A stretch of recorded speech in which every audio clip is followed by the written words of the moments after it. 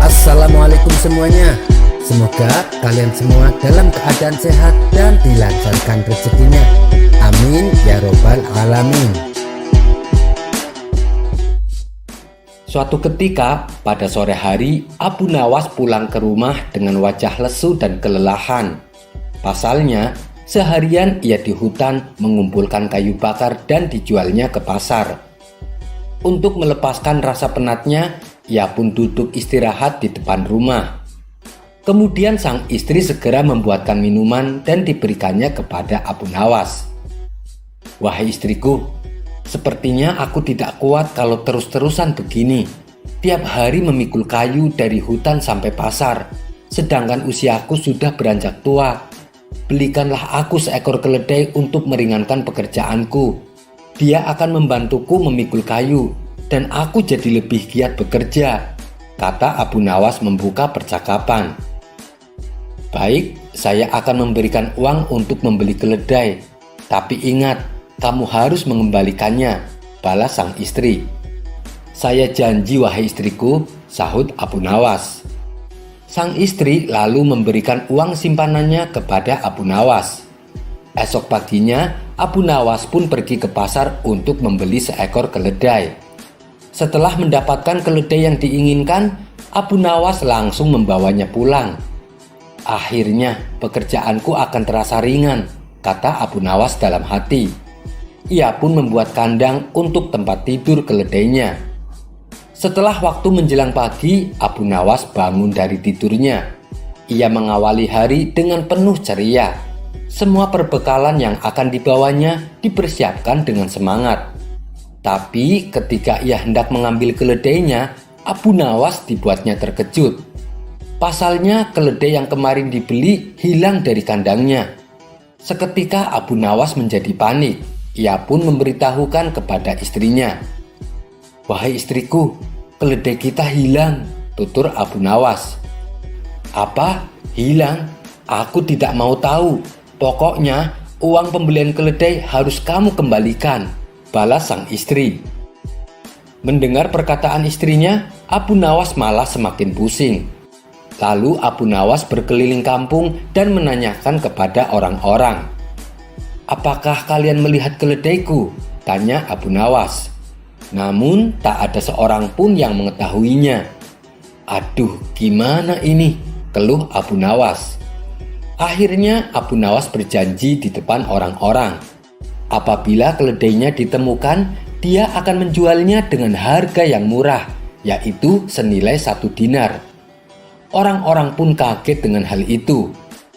"Kamu serius, Abu Nawas?" tanya salah satu warga. "Iya, saya serius," jawab Abu Nawas. Setelah lama berkeliling tak membuahkan hasil, Abu Nawas pun memilih untuk pulang. Dan ketika saat di tengah perjalanan, tiba-tiba ia melihat keledainya sedang makan rumput di pekarangannya. "Aku cari kamu kemana-mana, ternyata kamu malah berada di sini," ucap Abu Nawas kegirangan. Ia pun segera memberitahu istrinya.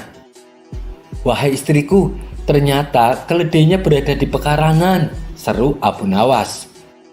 "Syukurlah, berarti Allah masih sayang sama kita," balas istrinya. "Tapi aku bingung wahai istriku," kata Abu Nawas. "Bingung kenapa? Seharusnya kamu senang keledainya bisa kembali," ujar istrinya.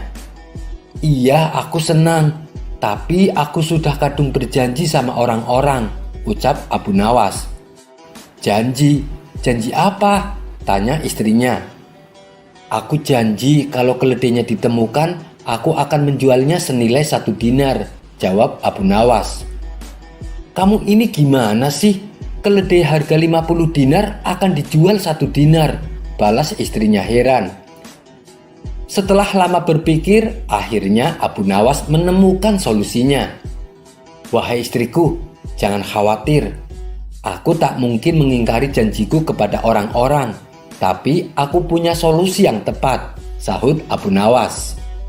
Selanjutnya, Abu Nawas membawa keledai tersebut di hadapan warga. "Keledaimu sudah ditemukan, Abu Nawas?" tanya salah satu warga. "Iya kawan, dan aku akan menepati janjiku. Aku akan menjual keledai ini dengan harga 1 dinar. Ayo, siapa yang mau membelinya?" seru Abu Nawas. Spontan para warga langsung berebutan untuk mendapatkan keledai Abu Nawas. "Tunggu dulu kawan-kawan, saya belum selesai bicara," tukas Abu Nawas. "Kalian lihat sepatu keledai yang ada di punggungnya? Ini harganya 100 dinar. Kalau kalian berminat membeli keledaiku, maka harus membeli juga sepatunya. Tidak boleh dipisah-pisah, karena saya menjualnya sepaket," kata Abu Nawas menjelaskan. "Itu sih sama saja bohong, Abu Nawas. Malah kamu dapat untung besar," jawab para warga. Mereka pun lalu membubarkan diri, tak jadi membelinya. Akhirnya Abu Nawas bisa kembali memiliki keledainya. Kisah selanjutnya. Dikisahkan di suatu daerah di kota Baghdad terdapat sumur angker dihuni oleh jin yang jahat. Setiap malam terdengar suara menakutkan dan suara-suara aneh yang berasal dari sumur tersebut. Meskipun demikian, kedalaman sumur tersebut hanya sekitar 1 meter dan tidak ada airnya sama sekali. Namun karena saking angkernya, sehingga banyak warga sekitar tak berani mendekatinya. Suatu kali, datang seorang tamu ke rumah Abu Nawas. Dia bernama Abu Jahil. Kemudian ia mengadukan masalahnya tentang sifat sang istri yang sangat cerewet. "Gimana caranya Abu Nawas supaya istri saya tidak ngomel-ngomel terus?" tanya Abu Jahil kepada Abu Nawas. "Soal itu aku juga tidak tahu, istriku juga sama cerewetnya," jawab Abu Nawas. "Masa kamu tidak tahu? Kamu kan terkenal cerdik, Abu Nawas," ujar Abu Jahil. "Baiklah, kalau kamu mau, bawa saja istrimu ke sumur tua yang angker, lalu kamu jatuhkan dia ke dalamnya," saran Abu Nawas. "Maksudmu sumur tua yang dihuni jin jahat itu? Bisa-bisa istriku malah mati tenggelam. Aku tidak mau, Abu Nawas," tolak Abu Jahil. "Tenang, istrimu tidak akan tenggelam. Itu kan sumur kering tidak ada airnya, dan dalamnya juga cuma 1 meter, jelas Abu Nawas. "Tapi apa mungkin bisa berhasil?" tanya Abu Jahil ragu-ragu.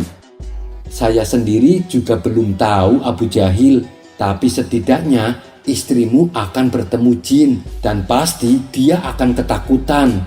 Mungkin saja karena rasa takutnya itu, sifat cerewet istrimu akan hilang," balas Abu Nawas. "Baiklah, besok saya akan ajak istriku ke sana," timbal Abu Jahil. Singkat cerita, pergilah Abu Jahil dan istrinya menuju sumur angker yang dimaksud. Sesampainya di sana, Abu Jahil segera mendekati bibir sumur. "Wahai istriku, lihatlah, di dalam sumur ada perhiasan emas," teriak Abu Jahil pura-pura kaget. Mendengar hal itu, sang istri tak sabar ingin ikut melihatnya. Setelah sang istri berdiri tepat di depan sumur, Abu Jahil langsung mendorongnya. Sang istri pun terjatuh ke dalam sumur. Bukannya berteriak ketakutan, sang istri malah ngomel terus-terusan tanpa henti. "Mana emasnya? Saya tidak melihatnya sama sekali," omel sang istri. Dan ketika jin penghuni sumur mencoba menakuti istri Abu Jahil, ia malah kena semprot omelannya. "Kamu pasti yang menyembunyikan emas. Cepat, berikan padaku. Ayo, cepat berikan," teriak istri Abu Jahil. Karena tak kunjung mendapatkan emas, sang istri terus saja mengomel. Tidak lama kemudian, muncul sosok bayangan hitam keluar dari sumur. Rupanya sosok itu adalah jin penghuni sumur tersebut. Jin itu lalu mendekati Abu Jahil dan berkata, "Cepat, angkat istrimu dari tempatku. Aku tidak tahan mendengar omelannya," ancam jin tersebut.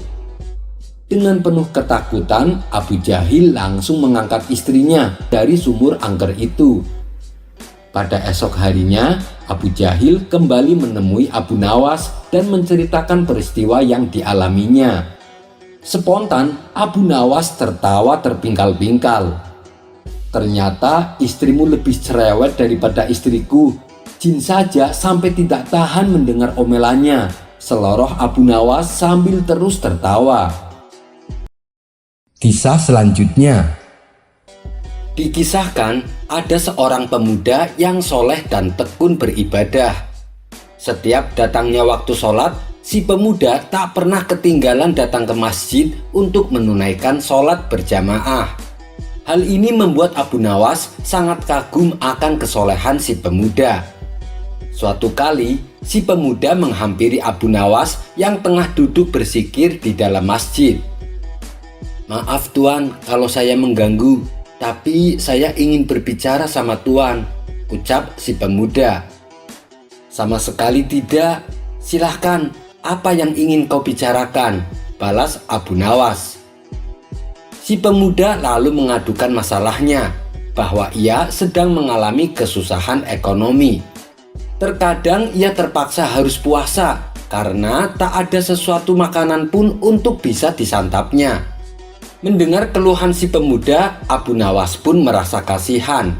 Maka pada keesokan harinya, Abu Nawas mengajak si pemuda menemui sahabatnya yang seorang saudagar kaya. Si pemuda lalu diberi pekerjaan mengelola kebun yang luas milik saudagar kaya. Berkat kegigihan dan kerja kerasnya, kebun yang ia kelola menghasilkan panen yang sangat melimpah. Si pemuda pun mendapat bagian upah yang banyak dari saudagar kaya.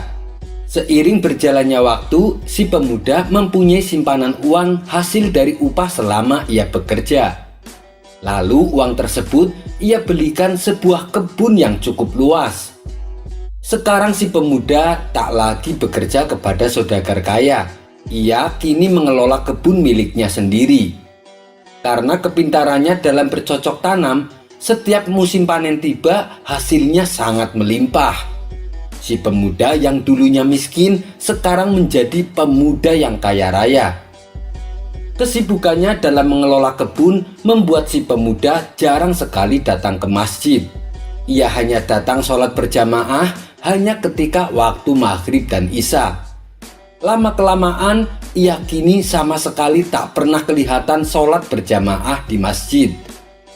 Abu Nawas yang merasa kehilangan kehadiran si pemuda bertanya-tanya dalam hati. Apakah dia jatuh sakit? Pikir Abu Nawas.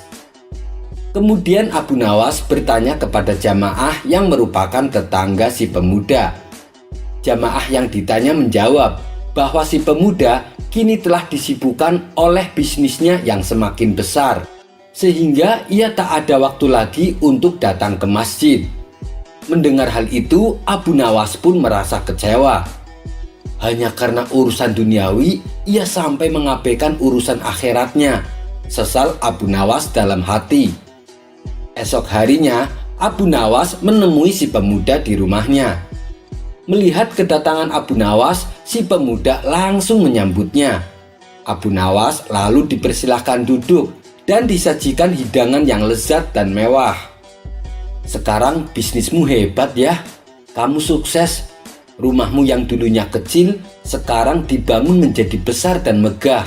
Saya serasa berada di dalam istana," puji Abu Nawas. "Ini semua berkat usaha dan kerja keras saya, Tuan Abu. Insya Allah, nanti saya akan membuat bisnisku bertambah lebih besar lagi," balas si pemuda merasa bangga. "Tapi ngomong-ngomong, kenapa sekarang kamu tak pernah kelihatan lagi di masjid?" tanya Abu Nawas. "Iya Tuan Abu, saya sekarang sangat sibuk mengurus kebun, sehingga tak bisa menyempatkan waktu untuk datang ke masjid," jawab si pemuda. "Oh, begitu ya. Saya akan bercerita satu kisah yang menarik. Maukah kau mendengarnya?" kata Abu Nawas. "Cerita tentang apa Tuan Abu?"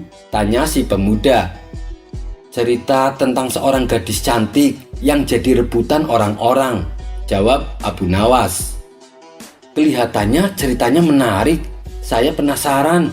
Saya ingin sekali mendengarnya, Tuan Abu, balas si pemuda. Kemudian Abu Nawas memulai kisah ceritanya. Ada seorang anak lelaki berkata kepada ayahnya, "Ayah, saya ingin menikahi seorang gadis yang pernah saya lihat, dan saya suka kecantikan dan pesona matanya." Ayahnya dengan gembira dan bahagia berkata, "Tinggal di mana gadis itu, wahai anakku? Biar nanti ayah yang menemanimu untuk melamarnya." Maka pergilah keduanya menemui gadis tersebut. Ketika si ayah melihat gadis itu, dia pun tertarik dan berkata kepada anaknya, "Dengarlah anakku, gadis ini tidak pantas untukmu. Kamu tidak sesuai dengannya. Gadis ini hanya pantas dengan lelaki yang memiliki pengalaman hidup seperti aku." Mendengar hal itu terkejutlah si anak. Ia pun berkata kepada ayahnya, "Tidak, saya yang akan menikahinya, bukan ayah." Akibatnya terjadilah pertengkaran hebat antara ayah dan si anak. Mereka berdua lalu memutuskan pergi ke pengadilan untuk menyelesaikan masalah tersebut. Keduanya menceritakan masalah mereka kepada Tuan Hakim. Lalu Tuan Hakim itu berkata, "Bawakan gadis itu ke sini, agar aku dapat bertanya kepadanya siapa yang akan dia pilih." Ketika Tuan Hakim melihat gadis itu, dia pun tertarik dengan sikap ramah dan pesonanya. Lalu Tuan Hakim itu kembali berkata, "Gadis ini tidak sesuai untuk kalian berdua. Dia hanya pantas untuk orang terkemuka di negeri ini, yaitu aku." Ketiganya pun bertengkar hebat. Lalu mereka bertiga memutuskan pergi menghadap Tuan Menteri. Dan ketika Tuan Menteri melihat gadis itu, dia pun juga berkata, "Gadis ini tidak pantas untuk kalian, kecuali seorang pejabat istana, yaitu seorang menteri seperti aku." Pertengkaran pun kembali terjadi. Akhirnya sampailah mereka menghadap Baginda Raja. Baginda Raja berkata, "Aku akan membuat keputusan yang adil untuk masalah kalian. Bawakan gadis itu ke sini," titah Baginda Raja. Ketika Baginda Raja melihat gadis itu, dia pun seketika langsung terpesona. "Menurutku tidak ada yang pantas menikahinya kecuali seorang raja seperti aku," ujar Baginda Raja. Pertengkaran kembali terjadi. Lalu tiba-tiba gadis itu berkata, "Kalian semua menginginkan aku, dan saya tidak mungkin memilih kalian semua. Untuk menyelesaikan masalah ini, saya akan mengadakan perlombaan untuk kalian. Saya akan berlari, dan kamu semua mengejar di belakang saya. Siapa yang pertama menggapai saya, maka saya akan menjadi miliknya, dan dialah yang akan menikahi saya." Maka perlombaan pun dimulai. Ketika gadis itu berlari, kelima laki-laki tersebut, anak, ayah, Tuan Hakim, Tuan Menteri, dan Baginda Raja berlari mengejar sang gadis dari belakang. Namun naasnya, tiba-tiba kelima laki-laki itu jatuh ke dalam sebuah lubang yang dalam. Akhirnya tak ada seorang pun yang bisa mendapatkan gadis itu.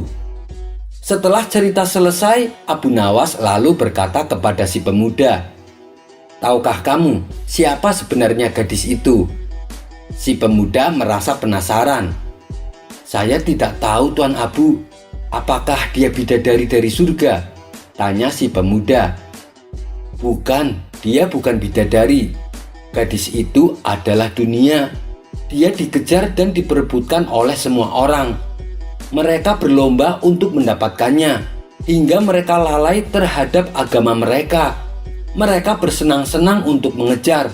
Mereka sibuk dan berusaha keras mengejarnya, sampai akhirnya mereka masuk ke liang kubur. Dan pada akhirnya, tak ada satupun dari mereka yang berhasil memenangkan atas gadis tersebut," kata Abu Nawas menuturkan. Setelah mendengar kisah tersebut, si pemuda pun menyadari atas kekeliruannya selama ini. Ia sudah melalaikan agamanya karena ambisinya yang besar terhadap dunia. Beruntunglah Abu Nawas segera menyadarkan si pemuda. Untuk kedua kalinya, Abu Nawas menasehati si pemuda.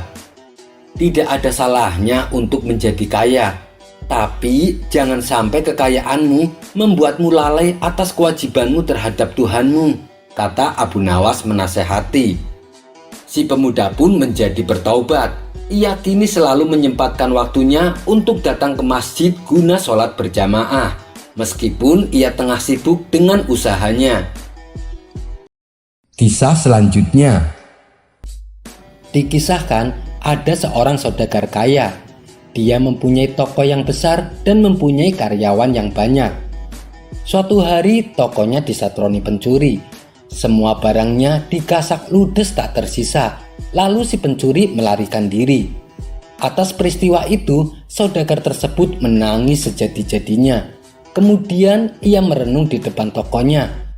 Dia memikirkan cara bagaimana supaya si pencuri tertangkap. Si pencuri kini menjadi kaya raya. Dia bersenang-senang dengan bebas dan menginvestasikan harta curiannya. Sementara saudagar tersebut sangat sedih atas raibnya harta kekayaan yang dimilikinya. Dia pun menyebarkan mata-mata untuk mengintai si pencuri. Namun tidak ada satupun yang berhasil menemukan jejaknya. Akhirnya si saudagar berencana untuk mencarinya sendiri. Dengan menyamar layaknya pengemis, dia berjalan mengelilingi kampung. Pakaiannya yang kotor dan lusuh membuat orang-orang tak mengenalinya. Dia mengemis kepada setiap orang yang dia jumpai. Setelah beberapa bulan, ia terus berpindah-pindah dari satu kampung ke kampung lain, tapi belum berhasil menemukan si pencuri, sampai-sampai dia merasa putus asa. Ketika dia berniat kembali ke kampung halaman, di perjalanan dia berpapasan dengan iringan pedagang yang datang dari jauh. Ia lalu mendekati mereka dan mengamatinya dengan seksama.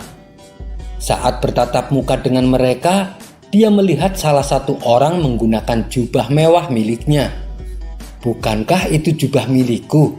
Dia pasti pencurinya, pikir saudagar tersebut. Ia pun segera menangkapnya. Hai pencuri busuk, kau tidak akan bisa lolos dariku. Kau telah merampok semua hartaku, kata saudagar itu penuh emosi. Si pencuri tak kalah gertak. Ia berpura-pura tidak terima atas perlakuan saudagar tersebut.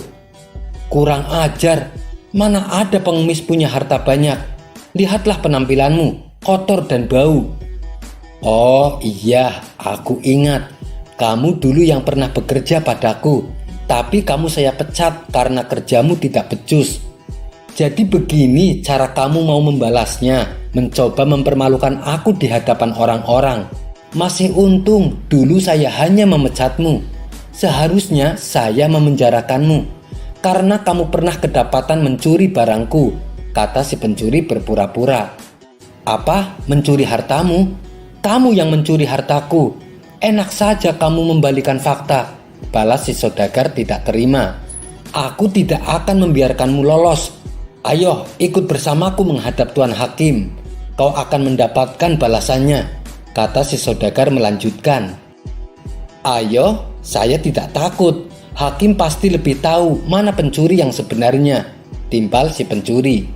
Maka mereka berdua pergi menghadap Tuan Hakim. Di depan Tuan Hakim, keduanya menceritakan apa yang terjadi.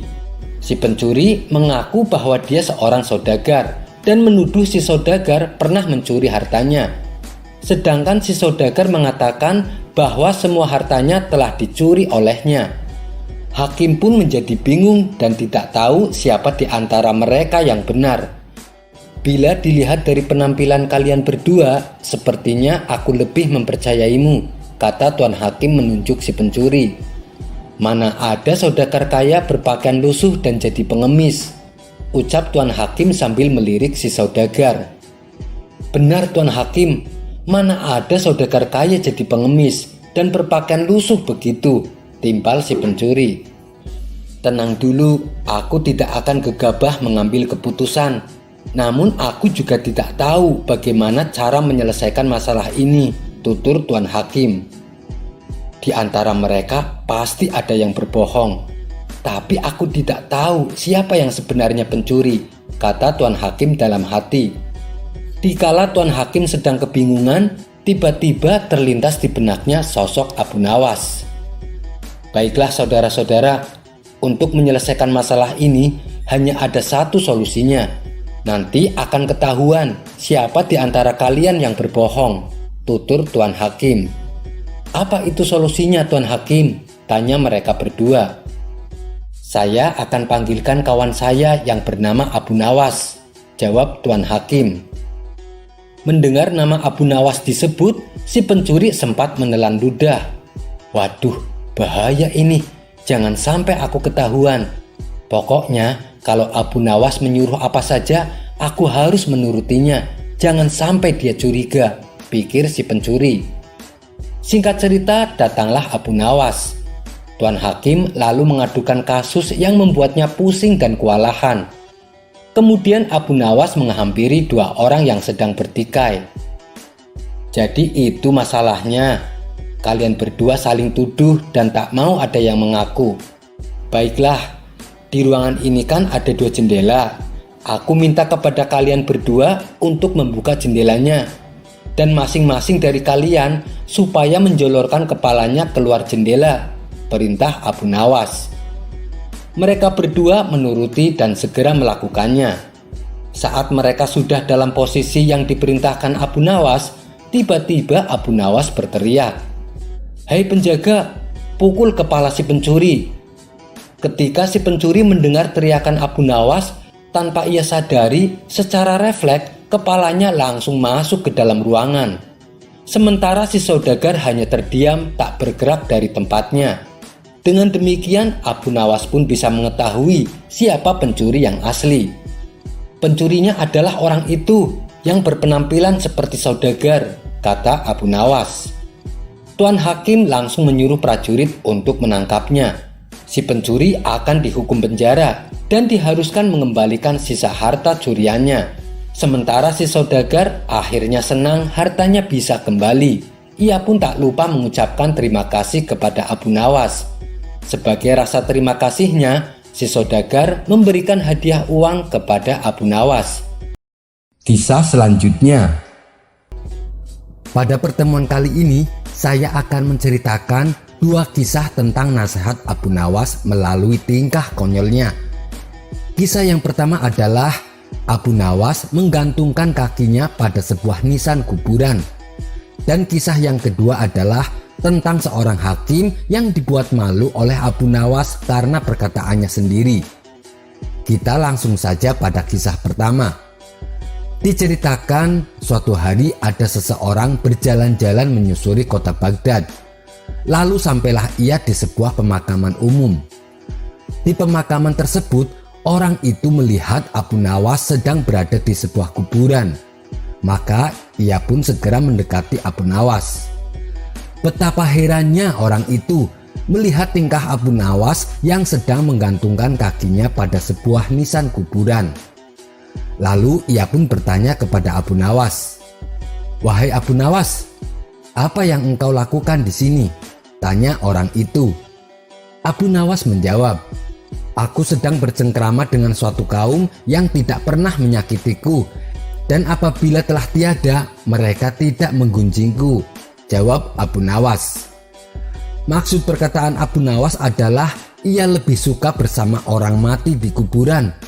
Karena menurutnya orang mati tidak akan menyakitinya dan tidak pula akan menggunjingnya ketika kelak ia mati.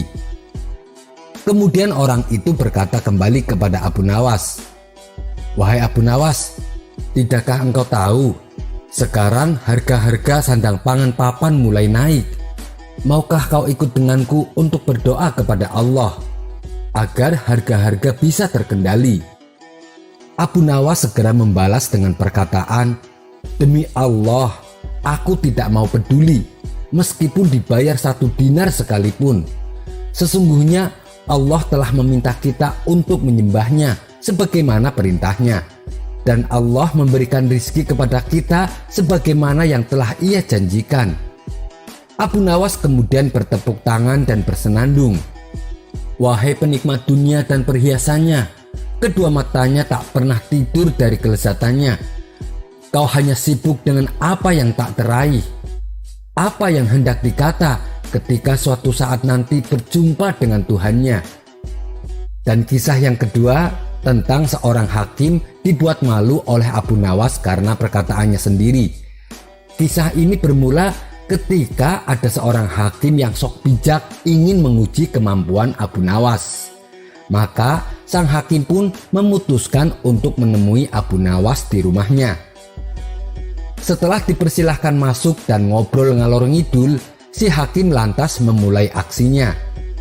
Seandainya saja setiap orang mau mematuhi hukum dan etika, pastilah akan tercipta keharmonisan dalam bermasyarakat, tutur sang hakim berharap. Abu Nawas yang mengetahui maksud sang hakim sengaja langsung membantah perkataannya. Bukan manusia yang harus mematuhi hukum, tetapi hukumlah yang harus disesuaikan dengan kemanusiaan, sanggah Abu Nawas.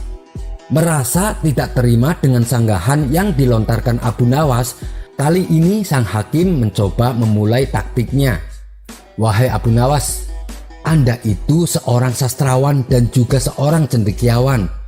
Bagaimana Anda bisa berpendapat seperti itu? Ujar sang hakim.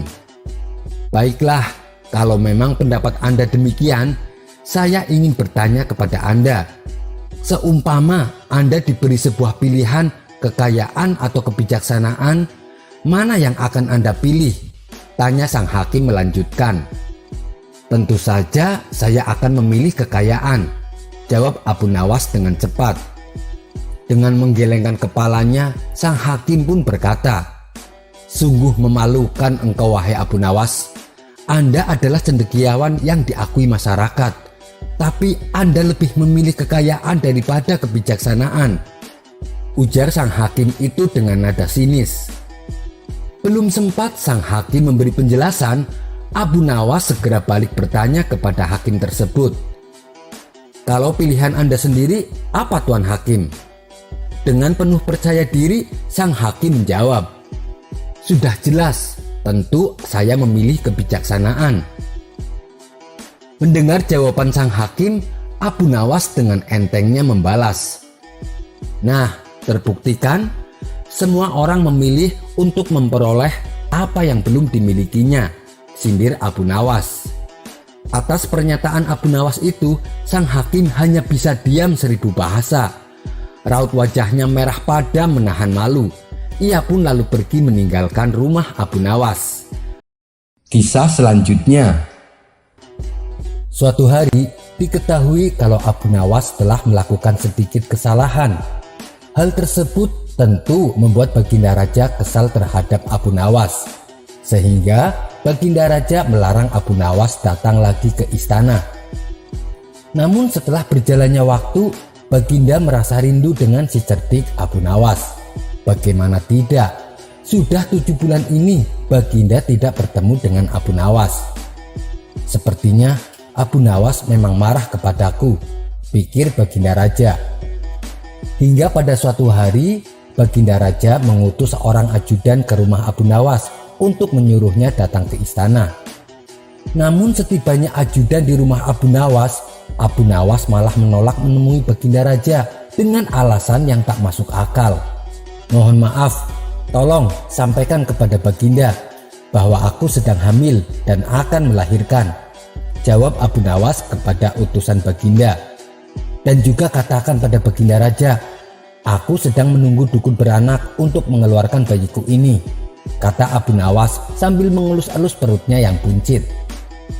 Akhirnya para utusan raja menyampaikan kondisi Abu Nawas kepada Baginda Raja sesuai dengan apa yang Abu Nawas katakan. Sungguh ajaib, baru kali ini aku mendengar kabar seorang lelaki bisa hamil dan akan melahirkan. Dulu mana ada lelaki melahirkan? Dasar aneh, gumam Baginda dalam hatinya. Baginda merasa penasaran dan muncul keinginan di benak Baginda untuk menengok Abu Nawas. Sehingga saat itu juga Baginda Raja segera menuju rumah Abu Nawas. Begitu melihat Baginda mendatangi rumahnya, Abu Nawas pun gembira dan berlari-lari menyambut kedatangan rajanya itu. Dengan tunduk Abu Nawas berkata, wahai Paduka yang mulia, berkenan juga rupanya tuanku datang ke rumah hamba yang hina ini. Baginda lalu dipersilahkan duduk di tempat yang paling terhormat, sementara Abu Nawas duduk bersila di bawahnya. "Wahai Paduka yang mulia, ada gerangan apakah Paduka datang ke rumah hamba ini? Rasanya selama bertahun-tahun lamanya baru kali ini tuanku mendatangi rumah hamba," tanya Abu Nawas. "Tujuanku ke sini karena ingin tahu keadaanmu, Abu Nawas," jawab Baginda Raja. "Katanya engkau dikabarkan sedang hamil dan akan melahirkan. Sejak zaman nenek moyangku hingga sekarang, aku belum pernah mendengar ada seorang lelaki bisa hamil, apalagi sampai melahirkan. Itulah sebabnya aku datang kemari," ucap Baginda Raja. Abu Nawas tidak menjawab, ia hanya tersenyum mendengar perkataan rajanya itu. "Wahai Abu Nawas, coba jelaskan perkataanmu. Apa maksudnya kamu mengaku hamil? Dan siapa dukun beranak yang kau maksudkan?" tanya Baginda kembali. Kemudian dengan senang hati Abu Nawas menceritakan kejadian yang sesungguhnya kepada Baginda Raja. "Jadi begini Paduka yang mulia, dahulu konon katanya ada seorang raja yang mengusir seorang pembesar istana. Tetapi setelah 5 bulan berlalu, tanpa alasan yang jelas, sang raja memanggil kembali pembesar tersebut ke istana. Ini ibarat hubungan laki-laki dan perempuan yang kemudian hamil tanpa menikah. Tentu saja melanggar adat dan agama serta menggegerkan seluruh negeri," jelas Abu Nawas. "Lagi pula apabila seorang raja mengeluarkan titah, maka secara otomatis tidak boleh mencabut perintahnya. Jika itu dilakukan, ibarat menjilat air ludah sendiri, karena itulah tanda-tanda seorang pengecut. Oleh sebab itulah, sebelum bertindak harus berpikir dengan matang. Dapat diibaratkan dengan seorang lelaki yang akan melahirkan. Adapun maksud hamba dengan dukun beranak yang sedang hamba tunggu, maksudnya adalah kedatangan Baginda kemari," ucap Abu Nawas. "Dengan Baginda datang kemari, berarti hamba sudah melahirkan. Yang dimaksud dengan melahirkan adalah hilangnya rasa sakit atau rasa takut hamba kepada Baginda Raja," kata Abu Nawas kembali. Mendengar penjelasan Abu Nawas, Baginda pun hanya tersenyum. Ia lalu berkata kepada Abu Nawas, "Begini Abu Nawas, ketika aku melarang dirimu datang lagi ke istana, itu tidak sungguh-sungguh, melainkan hanya bercanda saja Abu Nawas. Besok datanglah engkau ke istana, aku ingin bicara denganmu. Memang di sana banyak menteri, tetapi tidak ada yang seperti kamu. Karena selama engkau tidak hadir di istana, selama itu pula aku merasa tidak ada yang bisa menghiburku Abu Nawas," ujar Baginda menjelaskan. "Hamba akan dengan senang hati datang ke istana besok pagi Paduka yang mulia," balas Abu Nawas dengan penuh penghormatan. Setelah itu Baginda hanya dapat menggeleng-gelengkan kepalanya. Baginda kemudian pamit kembali ke istana dengan perasaan heran bercampur geli melihat tingkah kocak Abu Nawas. "Kamu ini ada-ada saja Abu Nawas," kata Baginda dalam hatinya. Kisah selanjutnya. Siapa sih yang tak kenal dengan Abu Nawas, sosok sufi jenaka yang punya sejuta akal? Meskipun berulang kali dijebak Baginda Raja, namun ia selalu bisa lolos, yang justru membuat malu Baginda Raja sendiri. Hal inilah yang membuat Baginda Raja semakin penasaran. Dan pada pertemuan kali ini akan menceritakan bagaimana Abu Nawas menghadapi fitnah karena dianggap beraliran sesat. Kisah ini bermula ketika Abu Nawas sedang nongkrong di warung bersama kawan-kawannya. Salah satu kawannya lalu bertanya, "Hai Abu Nawas, menurutmu apakah makan pada siang hari bisa membatalkan puasa?" Abu Nawas menjawab, "Masa kayak gitu saja kalian tidak tahu? Tentu saja puasanya batal." "Oh begitu ya. Begini Abu Nawas, kamu kan terkenal cerdik. Adakah makanan yang bila dimakan tidak membatalkan puasa?" tanya kawan lainnya. "Ada, yaitu makanan asli langsung dari surga. Kalian bebas memakannya sampai kenyang," jawab Abu Nawas. "Itu sih mustahil Abu Nawas.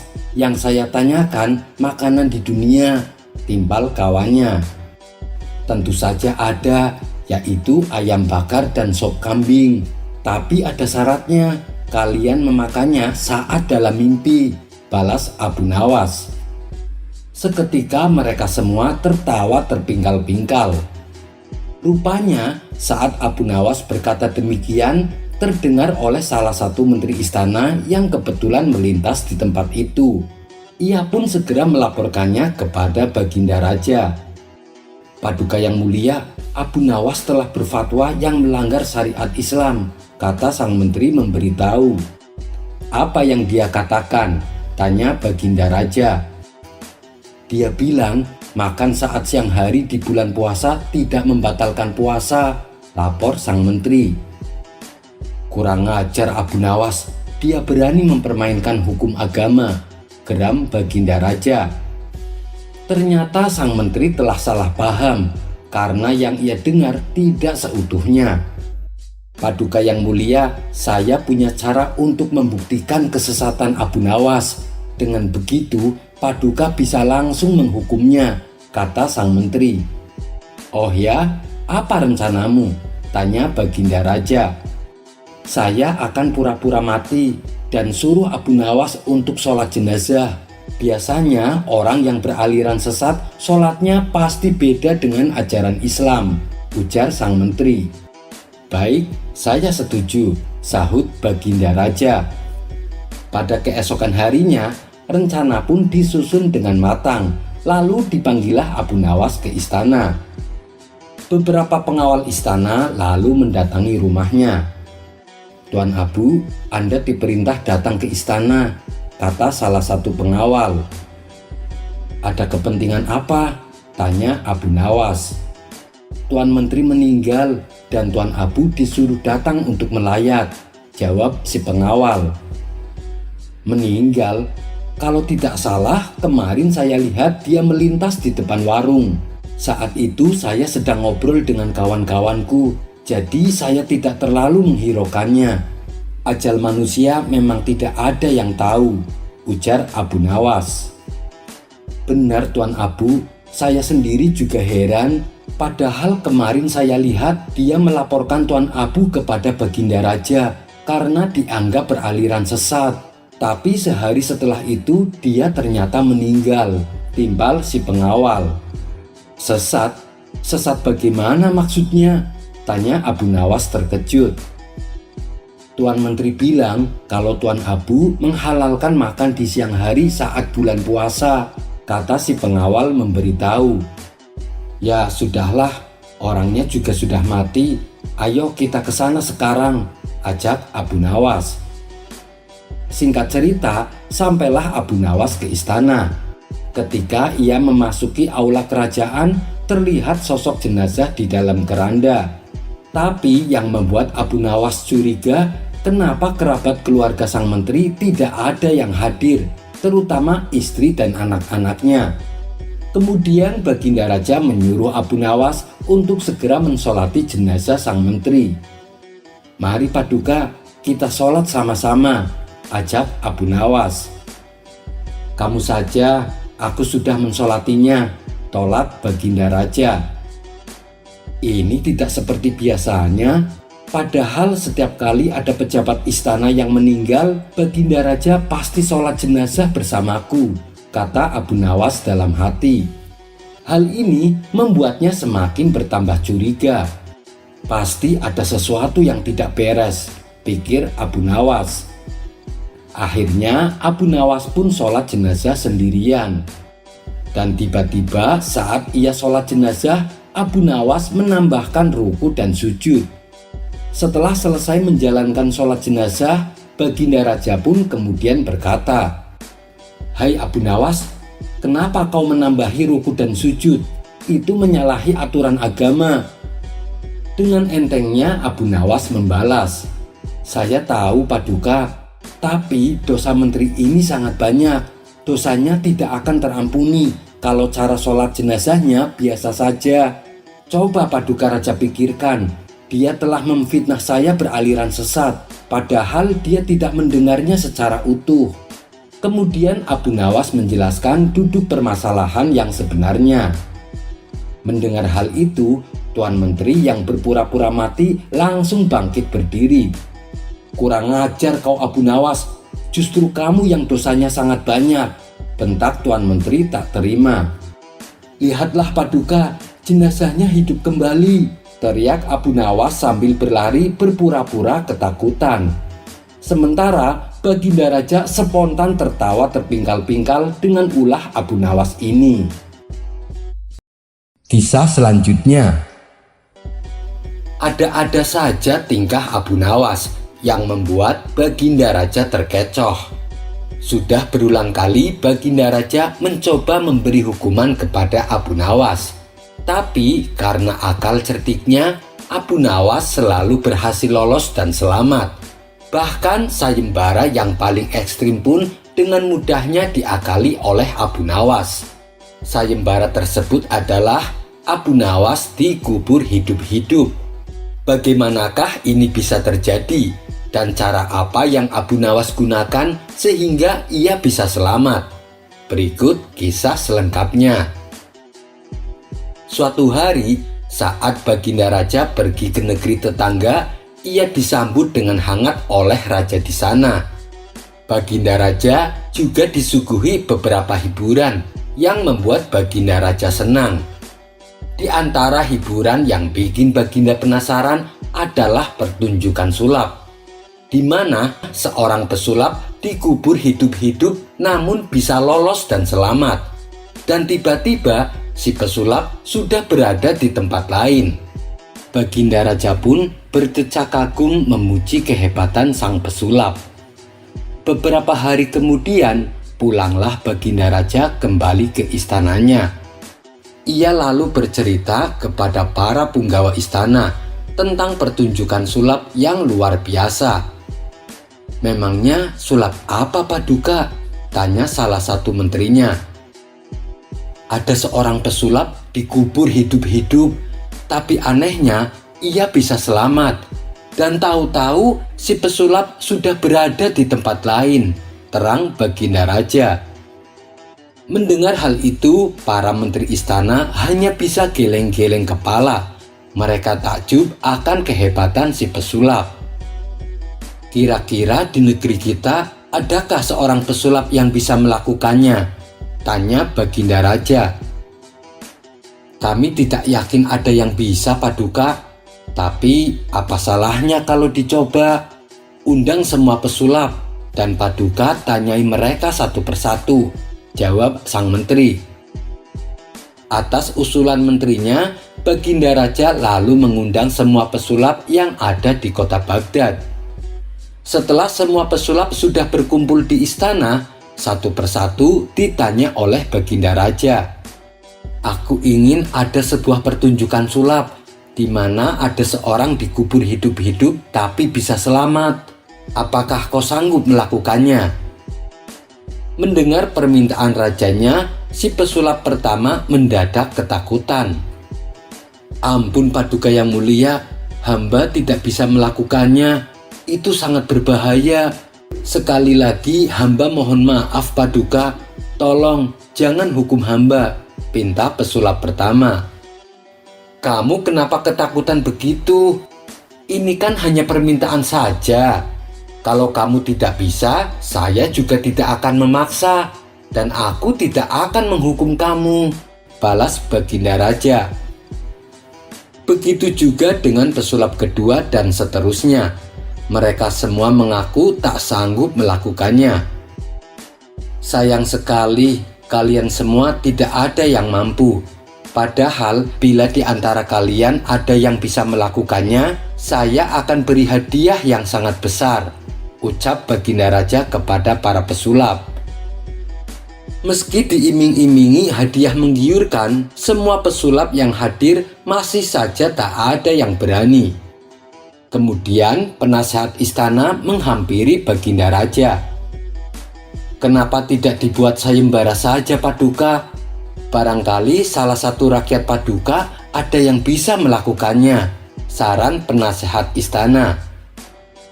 "Benar juga katamu. Segera buatkan sayembara dan sebar sampai ke pelosok negeri," titah Baginda Raja. Maka para pengawal istana segera menyebar ke seluruh penjuru kota untuk mengumumkan sayembara yang telah dibuat oleh Baginda Raja. Barang siapa yang berani dikubur hidup-hidup dan bisa selamat, maka akan diberi hadiah 1.000 dinar. Begitulah isi sayembara yang disampaikan kepada masyarakat. Ini sayembara gila, mana ada yang berani? Hadiah tidak didapatkan, malah nyawa yang menghilang, celetuk salah satu warga. Sementara Baginda Raja yang tengah berada di istana masih menunggu seseorang yang sanggup mengikuti sayembara. Tidak lama datanglah seorang pemuda yang memberanikan diri mendaftar. "Apa kamu yakin mampu?" tanya Baginda Raja memastikan. "Saya akan mencobanya, Paduka," jawab si pemuda. "Oh, itu boleh-boleh saja. Tapi ingat, kalau kamu tidak selamat dan mati, kamu tidak akan mendapatkan hadiahnya, dan saya tidak akan bertanggung jawab," kata Baginda Raja memperingatkan. Sejenak si pemuda terdiam.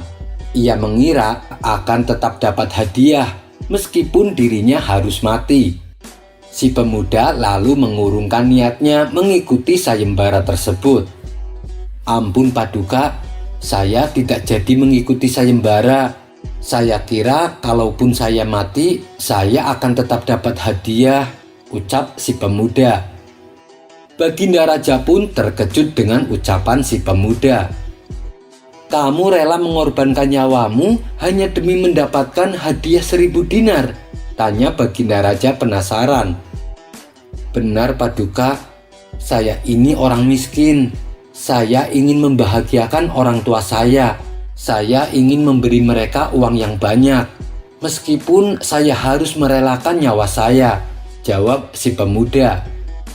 Mendengar hal itu, hati Baginda Raja seketika tersentuh.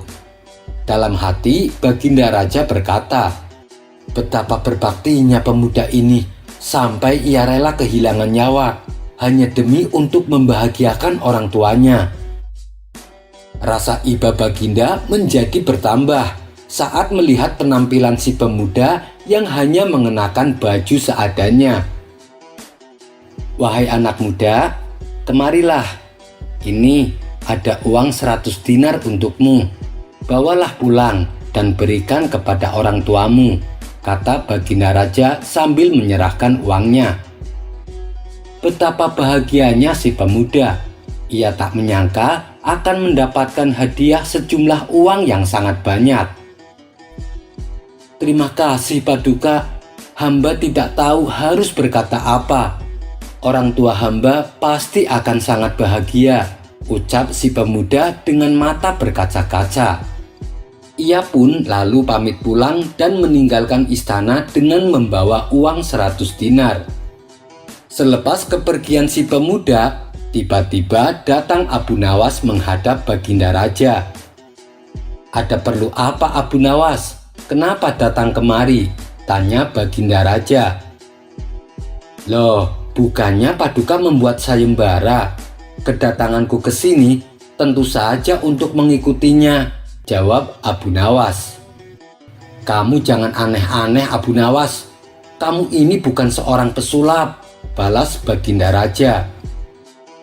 "Tapi sayembara itu kan berlaku untuk siapa saja. Kenapa saya tidak boleh ikut?" protes Abu Nawas. "Bukan tidak boleh. Kamu tahu sendiri kan resikonya. Kalau kamu gagal, kamu bisa mati Abu Nawas.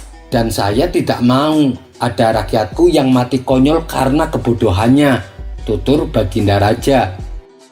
"Paduka yang mulia, saya datang ke sini bukan untuk mencari mati, tapi untuk mencari hadiah," ujar Abu Nawas.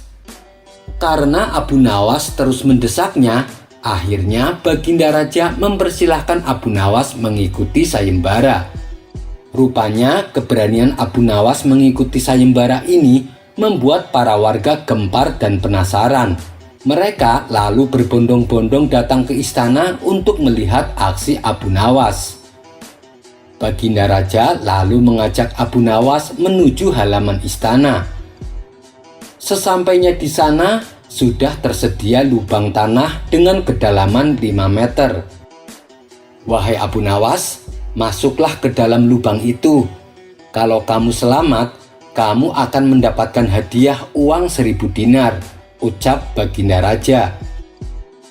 "Ampun Paduka yang mulia, sebelum saya melakukannya, saya minta satu permintaan. Berikan saya topi baja untuk menutupi kepala saya," pinta Abu Nawas. Baginda Raja mengabulkan permintaan tersebut. Salah satu topi baja milik pengawalnya langsung diberikan kepada Abu Nawas. Tanpa ada perasaan takut sedikit pun, Abu Nawas segera masuk ke lubang tanah yang dalamnya sampai 5 meter. Setelah Abu Nawas sudah berada di dalamnya, Baginda Raja kemudian menyuruh beberapa orang untuk mengurukinya dengan tanah. Disinilah kecerdikan Abu Nawas mulai ditunjukkan. Tiap urukan tanah yang mengarah kepadanya, ia selalu menghindar dan menginjak-injaknya. Ia terus memposisikan kedua kakinya agar selalu berada di atas tanah yang menguruknya. Ia berusaha semaksimal mungkin supaya kedua kakinya tidak terbenam tanah urugan. Sementara Baginda Raja yang sedang menyaksikan merasa penasaran dengan cara apa Abu Nawas bisa meloloskan diri. Ketika urugan tanah sudah sampai ketinggian 2 meter, Abu Nawas masih tetap berada di atas tanah. Hingga akhirnya lubang tanah yang dalamnya 5 meter kini sudah tertutup rapat urugan tanah rata dengan permukaan. Sedangkan Abu Nawas dengan tenangnya berdiri di atas tanah urugan tersebut. "Wahai Paduka yang mulia, lihatlah, saya selamat dan masih hidup," teriak Abu Nawas. Baginda Raja pun tertawa terpingkal-pingkal dengan kelakuan Abu Nawas. Baginda tak menyangka dengan cara Abu Nawas yang sangat konyol tapi juga cerdik. Dan atas keberhasilannya, Abu Nawas lalu diberi hadiah sejumlah uang 1000 dinar. Kisah selanjutnya. Hari itu Abu Nawas merasa sudah tidak nyaman duduk di warung tempat ia biasa nongkrong. Hal ini dikarenakan setiap Abu Nawas menikmati secangkir kopi di warung tersebut, beberapa orang yang duduk agak jauh di sebelahnya saling mengeluh dengan permasalahan yang dialaminya. Bukan masalah mengeluhnya yang Abu Nawas tidak suka, melainkan orang-orang tersebut cenderung menyalahkan pihak lain atas permasalahan yang dialaminya. Ada yang mengeluh, gara-gara dia usahaku jadi gagal. Ada pula yang berkata, semenjak ada toko sebelah daganganku jadi sepi. Pada intinya mereka enggan introspeksi diri, mereka lebih suka menyalahkan pihak lain. Itulah kenapa sekarang Abu Nawas merasa tidak nyaman berlama-lama duduk di warung tersebut. Sebenarnya bisa saja Abu Nawas menegur orang-orang itu, tapi kalau dengan cara langsung itu tidak akan menyadarkan mereka, justru akan membuat orang-orang tersebut marah kepadanya. Orang dirinya sendiri yang punya masalah, malah orang lain yang disalahkan, geram Abu Nawas dalam hati. Lalu ia pun buru-buru meninggalkan warung tersebut. Setibanya di rumah, Abu Nawas memikirkan bagaimana caranya menyadarkan mereka. Beberapa saat kemudian Abu Nawas tampak tersenyum. Rupanya ia sudah mendapatkan ide yang cemerlang. Tanpa menunggu lama, siang itu juga Abu Nawas langsung balik ke warung tersebut. Sesampainya di warung, Abu Nawas tampak seperti orang kebingungan yang sedang mencari sesuatu. Ia berjalan mondar-mandir sambil menundukkan pandangannya ke bawah. Melihat sikap Abu Nawas itu, orang-orang tersebut yang nongkrong di warung menghampirinya. Salah satu dari mereka bertanya kepada Abu Nawas, "Hai Abu Nawas, apa yang sedang engkau lakukan?" Abu Nawas menjawab, "Saya sedang mencari cincin yang jatuh. Karena merasa iba, mereka pun lalu membantu Abu Nawas mencarinya di sekitaran warung tersebut. Setelah sekian lama mereka mondar-mandir ke sana kemari, cincin belum juga ditemukan. Akhirnya salah satu dari mereka bertanya kepada Abu Nawas, "Hei Abu Nawas, memangnya cincinmu itu kira-kira jatuhnya di mana?" Abu Nawas menjawab, "Seingat saya sih, cincin itu jatuh di dalam rumah." Mendengar jawaban Abu Nawas, seketika itu orang-orang tersebut yang sedang ikut membantu mencari cincinnya mendadak langsung berhenti. Bahkan tak sedikit dari mereka yang merasa marah dan langsung kembali duduk di warung. "Hei Abu Nawas, jika cincinmu jatuh di dalam rumah, ngapain kamu mencarinya di luar rumah?" ucap salah satu dari mereka dengan agak emosi. Akan tetapi Abu Nawas tidak langsung menjawab pertanyaan itu. Ia lalu menghela nafas dan segera memberikan jawaban kepada mereka. "Wahai saudara-saudaraku, bukankah kita sering melakukan itu? Terkadang ketika kita kena masalah, bukannya introspeksi ke dalam, tapi malah mencari penyebabnya di luar. Bahkan kita menyalahkan pihak lain saat ditimpa masalah dan menjadikan orang-orang di luar kita sebagai penyebabnya." Mendengar jawaban Abu Nawas itu, mereka pun salah tingkah menahan malu. Mereka tahu bahwa ucapan Abu Nawas tersebut menyindir mereka, namun dengan cara yang halus. Mereka pun akhirnya menyadari untuk apa menyalahkan orang lain atas kegagalan atau permasalahan yang mereka alami. Lebih baik berbenah diri dan bangkit. Hadapi masalah, selesaikan masalah. Dan jangan lupa berdoa meminta pertolongan Allah. Sekian dulu perjumpaan kita kali ini. Sampai bertemu lagi di kisah selanjutnya. Terima kasih yang sudah subscribe dan setia menonton channel ini. Wassalamualaikum warahmatullahi wabarakatuh.